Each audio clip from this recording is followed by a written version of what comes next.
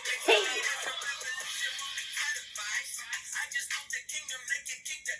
Hey.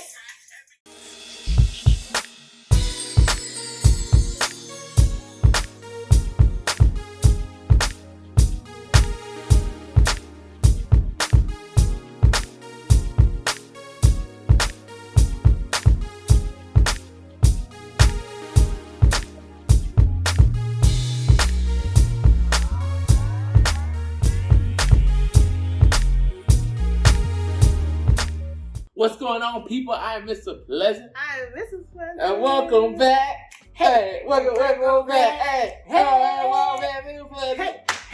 Hey. Connect. Hey. Hey, we back. We back. We back. We back like we never left. Hey.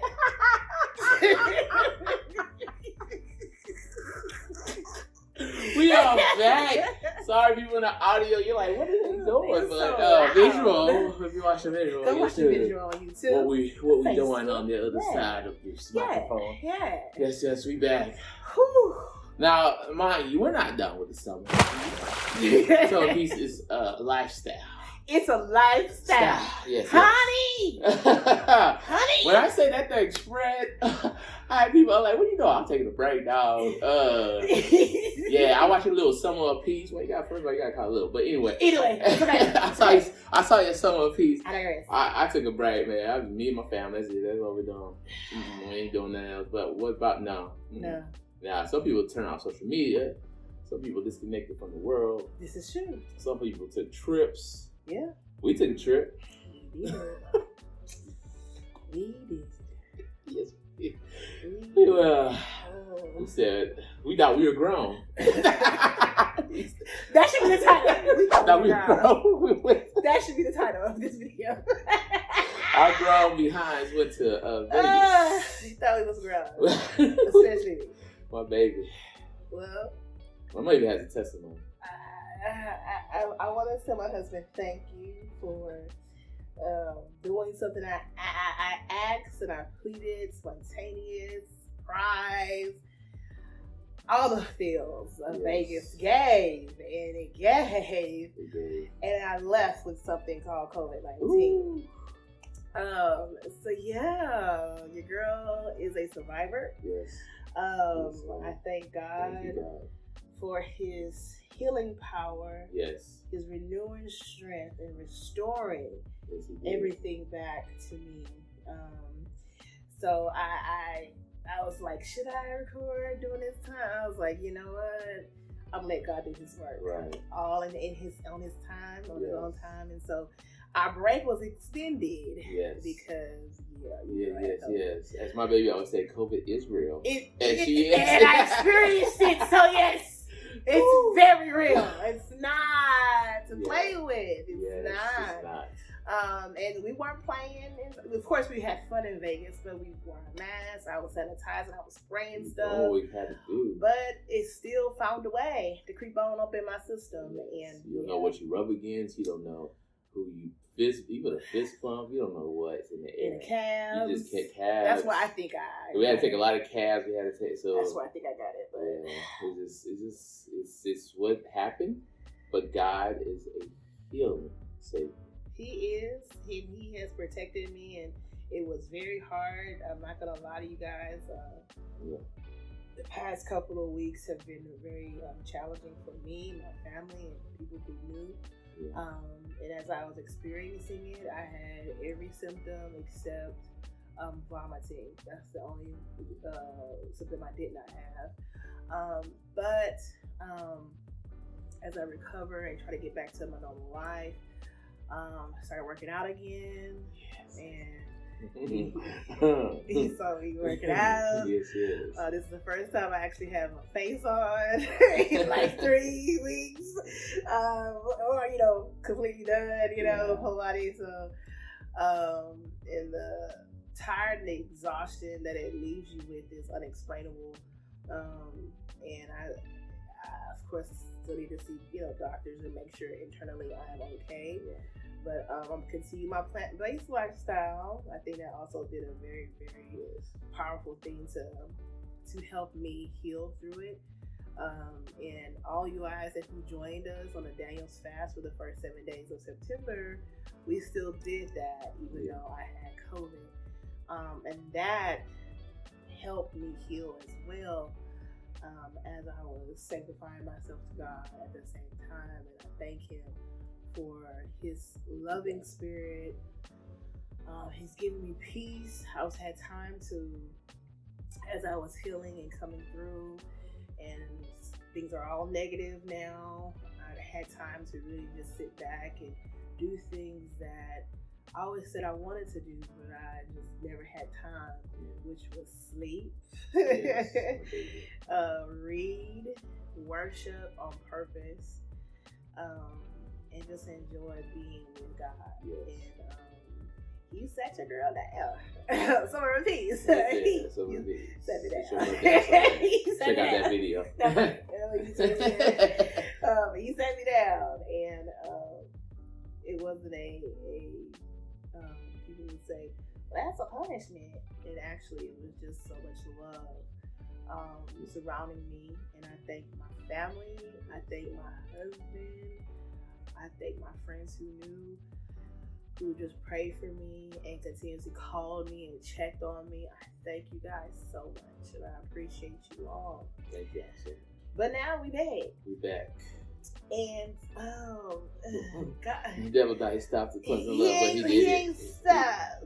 He didn't do it. We don't quit. No, we don't. Until he say so. That's right. So we are gonna strive through this season of this fall, this winter coming up, and I hope you guys stick along with us. In this season, God has us talking about marriage and relationships, and so I hope you guys stick with us. I hope that you learn something. I hope if you have questions, if you're single or if you're dating or if you're married or engaged, please send us a message on our email or comments on the video or what have you. It's to connect. This is a conversation, but we're also telling you guys from our experience and what God has allowed us to see through His Word and through living a Christian life, and loving God at the same time as loving each other. So I hope you all learn a lot. And we brought somebody into our bedroom.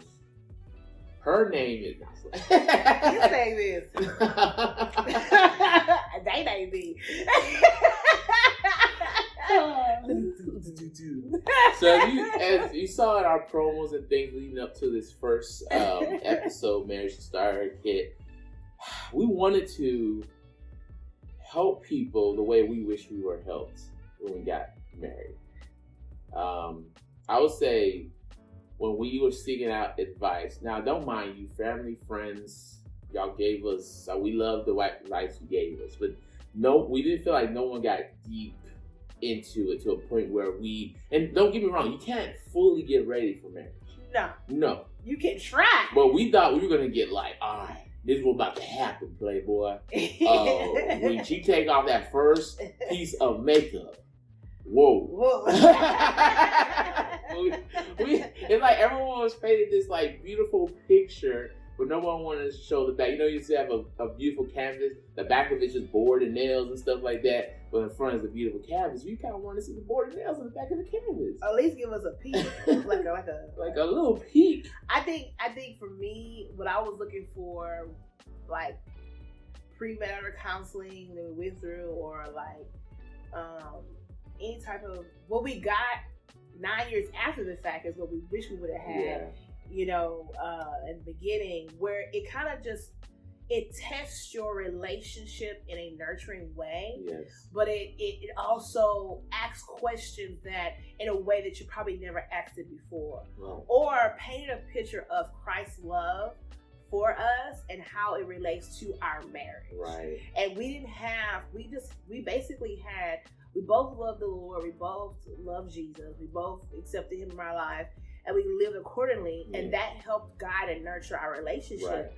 But when it came to the marriage side of it, I feel like we just got from what we saw on television, from our friends, from our family. Hey, don't do this. Hey, do this. Make sure you don't do that type of thing. But not something to challenge us together to grow in our relationship. Right. You're exactly right, baby. It was just, I feel like, and at the same time, it's almost like when I was a teacher and I like, y'all don't have any questions. And I remember one kid even telling me, well, I don't know what to ask. And I felt like maybe we just did not know the right questions to ask. Because we thought it was going to be asked to us. Yes. That's why I didn't ask. I was like, how many kids you, like we never got those questions. Well, and the thing is, the questions that they were asking us, because we were dating for 5 years, we had asked all those questions. Whereas other couples who probably dated for maybe 6 months to a year, they probably haven't had that time to ask all those questions, like, how many kids you want? Where do you plan to live? Do you want to be a house dad or a housewife, or like those questions we had already entertained and thought about it in different scenarios. Whereas couples who maybe were dating for a short period of time didn't have those questions. So beyond those questions, I think that's what we are trying to explore in this Marriage Starter Kit. Is after the standard list questions you get on like a website or you get on like, we're trying to go past that, but in a Christian standpoint and also with confidence, because through God we can do all things, and in marriage that's that other person we're talking about. and I'm kind of going off the script a little bit, and the guy just told me, he just wanted me to ask this, like, do you think if we met beyond college we would have got married sooner? Like that college kind of forced us to have a longer premarital relationship. I think if we would have met after college, we would have got married after like a year or two. Right, and some people don't know, we met in college. We met in college that was start our relationship. And we were still growing, we were still adapting. So like we were dating each other as we were growing, as we were becoming Sierra and William, individually. And we went through a lot of things together, which helped give us a good foundation of our relationship and knowing each other. But then once we got married, it's like we learned each other differently. Which is kind of different. It's kind of weird when you think about it. And it's just like timing, and I think that's probably another topic we need to talk about, is like timing is everything. And I feel like if we weren't in college, or if I was in a different level of maturity, if I was older, and a lot of people were like, how y'all were just that perfect couple. I'm like, it was not perfection, it's just where we were at the time. We both were only a year and 8 days apart. We were both in college, both in the same financial level, both in the maturity of our sexual activity, both like we were almost at the same playing field in a sense.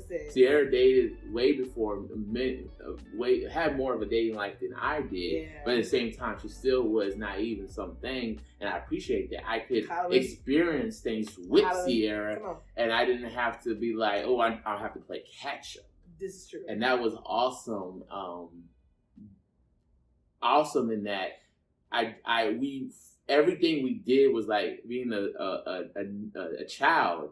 Like, oh, I didn't know we could do that. Oh, that's cool. Oh, yeah, I'll get a little. Oh, put your leg up here. Oh, that's cool. I didn't know we could do that. Like everything was just awesome. Like it was just fun to learn things from Sierra, and I didn't have to feel any kind of pressure like, oh shoot, she already was married before, or she already has a child, or it was like awesome that we are able to experience a lot of things together. That's just, and that's kind of also what we were also, and kind of what we're talking about in the sense of bringing someone else in the bedroom. We were able to learn our lessons together, and one thing we felt like we didn't do was bring God into our relationship early. Well, let me say it this way. That's how I felt. Let me say it That's this how way. I felt. Because before we got together, I had sought God for myself. Yeah. And then once we got together, I think our attention changed to how do we please one another and still be a Christian. I would say it that way. And I would say that that's probably the only part, and I'm not, and please hear me out. I was no way of super Christian. I was like more spiritual this year, but I grew up in the church a little bit differently than Sierra. I felt like, according to what your accounts, like when it comes to like the type of music, the stuff that I wasn't. So Sierra had to hold my hand in a lot, and that what was cool about our relationship. Sierra had to hold my hand in a lot of situations, and I had to hold Sierra's hand in a situation. Like, oh, the Bible says this. Like in our relationship, I remember one of our very first kind of arguments was Sierra thinking I had to act a certain way because we were in a relationship. I was on my way to church. We don't talk about that. Yes. Oh. I was on my way to church, and Sierra was kind of upset that I was on my way to church. Like, I wasn't. Well, no, it wasn't that. Okay. It wasn't that. Correct me, baby. It wasn't that. Like, don't make it seem like I was like, yeah, that. We was always at church, man. He was always at church. Which is like, everyone was like, oh, yeah. But, like, it was like, bro, like, can you just, like, hang out with me tonight? Like, before the week starts? Like, can we just kick it? And he's like, I'll be back. I'm going to go to church, do my thing. And I went to church for like an hour and a half. It wasn't like, I'll come back. And I'm like, oh, okay. And it was just me being daddy issues. That's a whole other, go watch that. So, but it was a daddy issue, basically. Yeah. And he was just like, girl. Well, we would talk when I get out of church. And I was like, I thought he was going to come over and I was going to tell him what I had to say. Hey, baby. He was the first right there, man. He was the first man to put me in there. Hey, guess what? When it comes to my Lord, I love him first before any of this can be. So if you can't respect that, I was like, Sierra, I was like, I'm sorry. I was like, I'm sorry. I just was, no, that ain't attractive. And I was like, okay. First time a man actually like put me like there's no, and I remember saying to her, there's no reason you should like me or even love me. I don't even know we were at that stage, but I was like you should not need. I think that's what my word was. You should not need me more than God. And I couldn't believe those words were coming out of my mouth. Because remember, Sierra was my first. Like, I didn't know how to conduct myself in a relationship. I had no idea how in the intimate relationship. I had friends, I had family, but this was the first person I was pursuing. And for her to be like trying to check me on going to church, like, girl, I'm not going to a strip club, I'm not going to a bar, I'm not going to my boy's house, I'm about to play some Xbox. I'm going to church. And I wasn't one of those, it wasn't those super long service. Hour and a half, I'll be back, baby. Like, first of all, why didn't you go to church with me in the first place? Like, I had homework. Yeah, you had things to do. Homework. Oh, homework was better than now. Like, you know, so I feel like in a sense, I tried to bring God into that relationship, but I feel like I could have brought God the correct way. You did. And that made me check with myself. And now that I'm thinking about it, what I think my little Sierra was saying was, I miss you and I want to spend time with you. I didn't have the dictation, nor did I have the boldness to tell a man that I want to spend time with you. And how it came out was, why you going to church? That's how it came out, you know? So and I had to learn how to communicate that my feelings in regards to spending time with you was valid, and being able to say that. It took some years for me to learn how to say that. Yeah. But if I self-discipline myself, looking back 15 years ago, I still feel like I could have approached it a little better. I still could have been like, baby, like, I really wish you could have went to church with me. You still had plenty of time. You were an all-nighter anyway. You could have still did your homework, and I would have stayed up with you and did your homework. This is true. Like, I feel like I could have. I felt like I still could have brought God in a relationship better. In a different way. I felt like I was chastising her for not putting God first, and I felt like that was a lesson I had to learn the hard way.